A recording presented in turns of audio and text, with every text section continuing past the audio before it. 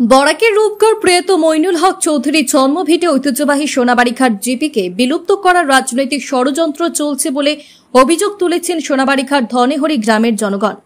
বৃহস্পতিবার সোনাবাড়িঘাট ধনেহরি এলাকার জনগণকে নিয়ে সাংবাদিকদের কাছে এ অভিযোগ করেছেন জিপির প্রাক্তন সভানেত্রীর প্রতিনিধি শামসুল ইসলাম বড়ভূইয়া। তিনি বলেন, বিধানসভা ডিলিমিটেশনে ষড়যন্ত্র করে প্রয়াত মইনুল হক চৌধুরী সোনাই এলাকাকে পরিকল্পিতভাবে ছিন্ন ভিন্ন করে সোনাই এলাকা থেকে Assam university, NIT, veterinary college, polytechnical, medical কলেজকে অন্য কেন্দ্রে নিয়ে যাওয়া হয়েছে। অনুরূপভাবে পঞ্চায়েত ডিলিমিটেশনে তার অস্তিত্ব মিটিয়ে ফেলতে সোনাবাড়িঘাট জিপি থেকে ধনেহরি গ্রামকে বাদ দিয়ে সাতকড়াকান্দি জিপিতে জুড়ে দিয়ে সোনাবাড়িঘাট জিপিকে বিলুপ্ত করার প্রয়াস চলছে।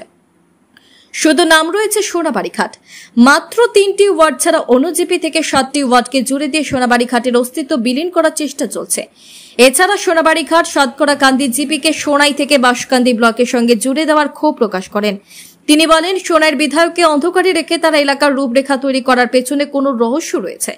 চূড়ান্ত তালিকায় জিপিগুলোর অবস্থান ফিরিয়ে না দিলে অন্যথায় বৃহত্তর গণ আন্দোলনের হুমকি দেন তিনি। Bureau report, daily Barak. আসসালামু আলাইকুম, নমস্কার। আমরা বিগত কয়েকদিন থেকে দেখি আর সমগ্র আসামের সাথে সাথে আমাদের সোনাই সমষ্টির যে ডিলিমিশন নিয়ে একটা খিলিমিলি আরম্ভ হয়েছে, সেটার শেষ অবসান ঘটিছে গতকালকে। আমরা দেখতে পাচ্ছি যে আমরা অত্যন্ত দুঃখের বিষয়, আজকের দিনও আমরা আজকে সোনাবাড়িঘাট এবং ধনেহরির মানুষ যৌথভাবে আজকে আমরা প্রেস কনফারেন্স করতে বাধ্য হয়েছি।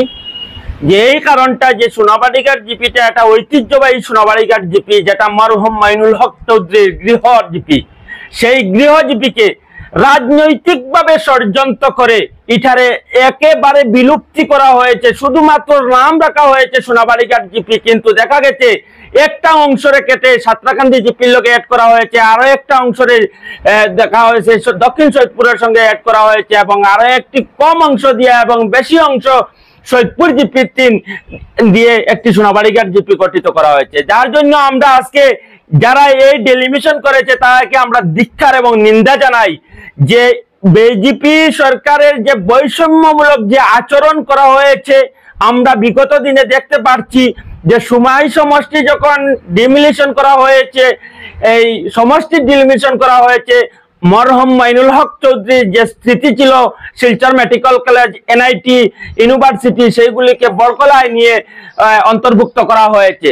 আজকে আবার সেই দেখা গেছে যে বিজেপি সরকারের সেই আবার আচরণ দেখা গেছে, যেটা যে জিপি ডিলিমিশন সময় সমগ্র কাছাড় জেলায় প্রত্যেকটা সমষ্টিতে যে জিপি এড করা হয়েছে, বাড়ানো হয়েছে, 3টা 4টা বাড়ানো হয়েছে, লক্ষ্মীপুর জিপিত বাড়ানো হয়েছে, বড়কলা জিপিত বাড়ানো হয়েছে, উদারবন জিপিত স্থিতি রাখা হয়েছে, এবং কাটিগড়া তো বাড়ানো হয়েছে, দলাই সমষ্টিতে বাড়ানো হয়েছে। কিন্তু একমাত্র কাছাড় জেলার মধ্যে একমাত্র সোনাই সমষ্টি, যেটা 24টা জিপি থেকে 18টা করা হয়েছে। আমরা অত্যন্ত দুঃখের বিষয়, আমরা ধিক্কার জানাই আজকের প্রেস কনফারেন্সের মাধ্যমে যে আমাদের সঙ্গে যেটা করা হয়েছে সম্পূর্ণ এটা অগণতান্ত্রিক পদ্ধতিতে আমরা মনে করি নেই একটা ডিলিমিশন করা হয়েছে। প্রত্যেকটা আমরা দেখতে পাচ্ছি অন্যান্য জিপিতে 5000 6000 পপুলেশন দিয়ে জিপি করা হয়েছে, কিন্তু আমাদের এখানে দেখা গেছে দক্ষিণ সৈয়দপুরের 7টা গ্রুপ এনে সোনাবাড়িঘাটের 3টা গ্রুপ দিয়ে প্রায় 12-13 হাজার পপুলেশন দিয়ে একটা জিপি করা হয়েছে। আমার সাতরাকান্দি জিপি করা হয়েছে ধনেহরি পার্ট 1 এবং সাতরাকান্দি পার্ট 1, পার্ট 2 এবং জাঞ্জারবালি, এবং দেখা গেছে 7 থেকে 8 কিলোমিটার যে দূরে আমার দুগনিপার, সেখান থেকে আরো 4টি গ্রুপ আনে এখানে সাতরাকান্দি জিপির সঙ্গে অ্যাড করা হয়েছে। আমরা আজকে সোনাবাড়িঘাটের জনসাধারণ আমরা এই প্রেস কনফারেন্সের মাধ্যমে আমরা সরকারের কাছে আবারও আমরা দাবি জানাচ্ছি যে সোনাই সমষ্টি যে কয়েকটা জিপি বিলুপ্ত করা হয়েছে সেটা আবার পুনরায় ফিরিয়ে দেওয়া হোক। না হলে আমরা বৃহত্তর আকারে আন্দোলন করব, এবং না হলে আমরা আইনের দ্বারস্থ হব। আমরা কোনো মুহূর্তে মেনে নিতে পারছি না যে একটি জিপি 4000 5000 পপুলেশনে হবো, আর একটি জিপি 15000 পপুলেশনে হবো।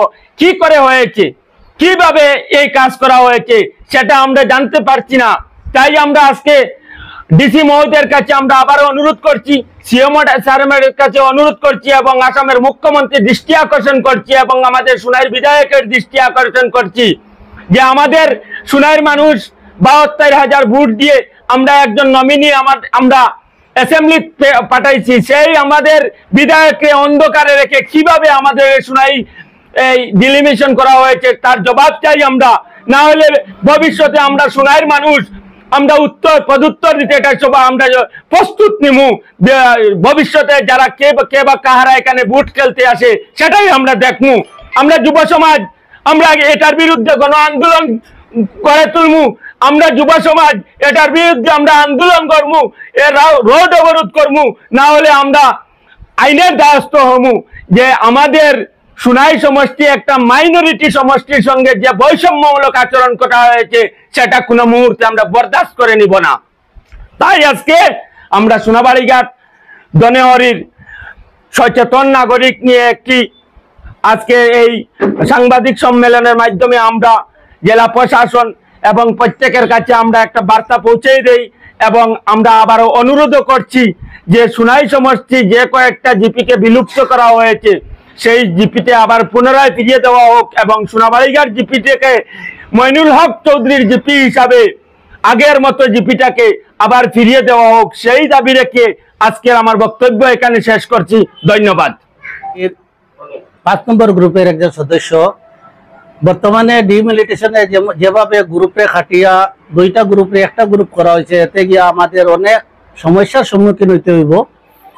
আমরা কোনো ধরনের এটা মানতে প্রস্তুত নয় যে সোনাবাড়িঘাট জিপিরে যেরকম করা হয়েছে সমভাবে প্রত্যেক গ্রুপে সমভাবে ভাগ করিয়া গ্রুপ বানানি হোক।